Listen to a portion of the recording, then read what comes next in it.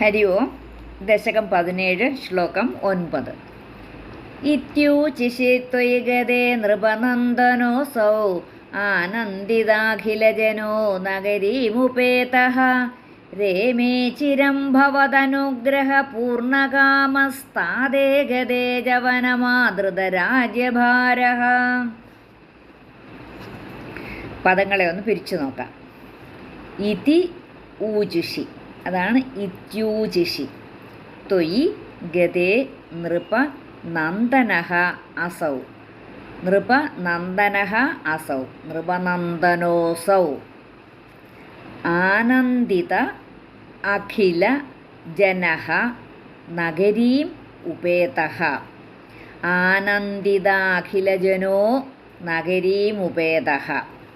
ആനന്ദിത അഖില ജനഃ, ആ ജനഃ എന്നുള്ളതാണ് ജനോ എന്ന് വന്നത്.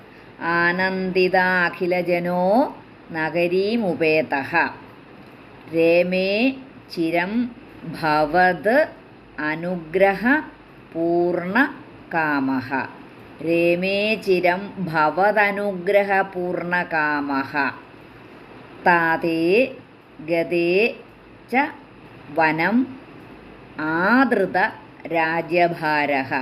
വനം ആദൃത രാജ്യഭാരഃ. വനമാദൃത രാജ്യഭാരഃ. ഇപ്പം മൂന്നാമത്തെ വരിയും നാലാമത്തെ വരിയും കൂടെ ചേർത്ത് വായിക്കുമ്പോൾ കാമസ്താദേ ഗതേജ വനം സ്ഥാദേ ഗതേജ വനമാദൃത രാജ്യഭാരഃ എന്ന് വായിക്കാം. അല്ലെങ്കിൽ രേമേ ചിരം ഭവതനുഗ്രഹ പൂർണകാമഃ.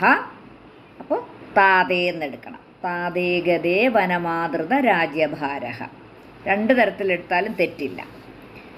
കാമഹ എന്ന് പറഞ്ഞ് നിർത്തിയേച്ച് സ്ഥാതേ എന്നെടുക്കരുത്. കാമ എന്ന് പറഞ്ഞ് വിസർഗം പറഞ്ഞില്ലെങ്കിൽ സ്ഥാതേ എന്നെടുക്കാവൂ. ഇത്യൂചിഷി ത്വയി ഗതേ നൃപനന്ദനോസൗ ആനന്ദിതാഖിലജനോ നഗരീമുപേതഃ രേമേ ചിരം ഭവതനുഗ്രഹ പൂർണകാമസ്താദേ ഗതേ ജവനമാതൃത രാജ്യഭാരഃ.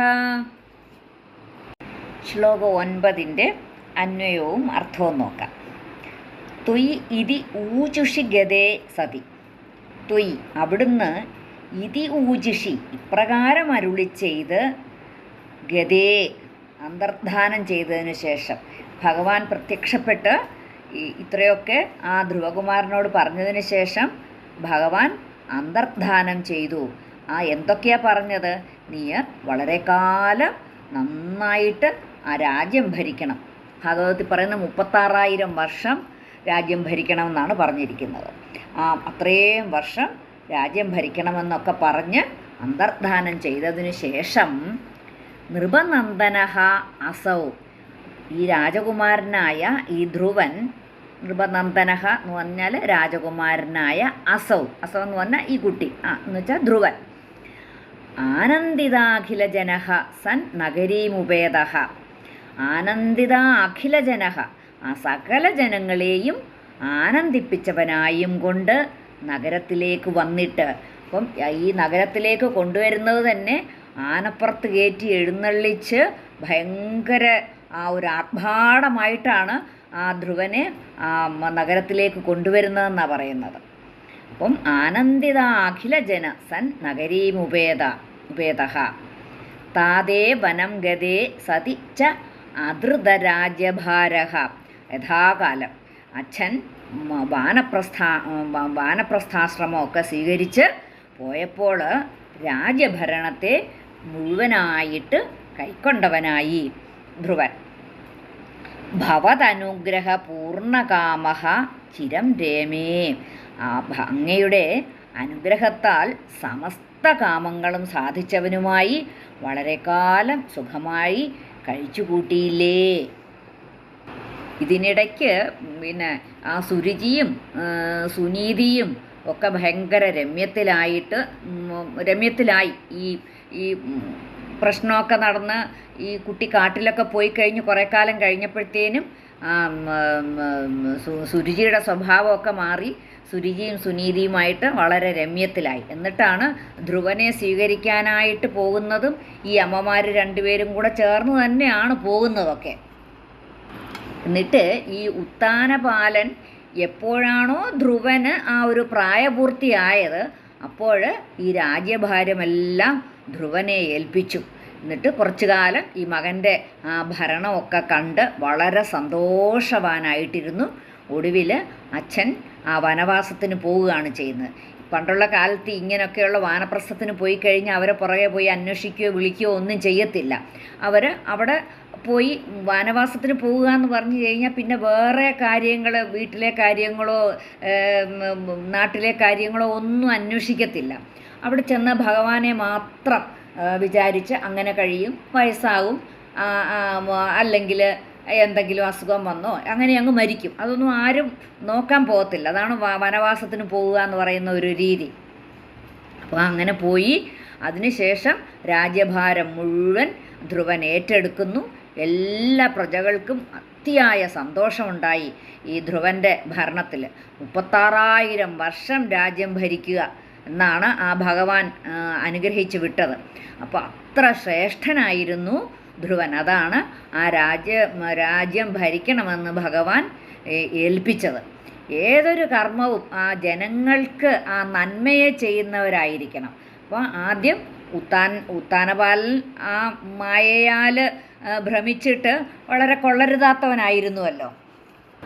അവസാനം ആ കാര്യമൊക്കെ മനസ്സിലാക്കി പിന്നെ ധ്രുവൻ്റെ ആ ഒരു സംഗമം കൊണ്ടായിരിക്കണം നല്ലവനായിട്ട് ആ വാനപ്രസ്ഥത്തിനൊക്കെ പോയതും ശേഷം മോക്ഷവും ലഭിച്ചു. പിന്നെ രാജ്യഭാരം ഏറ്റെടുത്ത് ശരിക്കും രാജ്യഭാരം ഏറ്റെടുത്ത് കഴിഞ്ഞപ്പോഴാണ് ഒരു ഇത് പറ്റിയത്.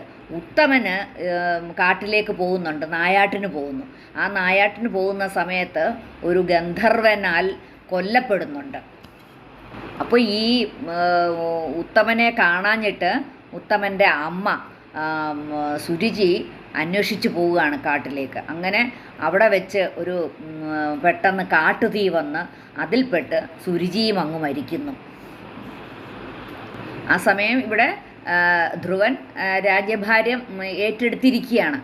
പക്ഷേ നമുക്കൊന്നും മനസ്സിലാക്കാനുള്ള, അപ്പോഴെന്തോ സ്വന്തം സഹോദരൻ മരിച്ചു എന്ന് കേട്ടപ്പോഴത്തേക്കും ആ ഇത്രയും ആത്മസാക്ഷാത്കാരം നേടിയവനാണ് ധ്രുവൻ എങ്കിലും തൻ്റെ ആ മായ വീണ്ടും ബാധിച്ചു.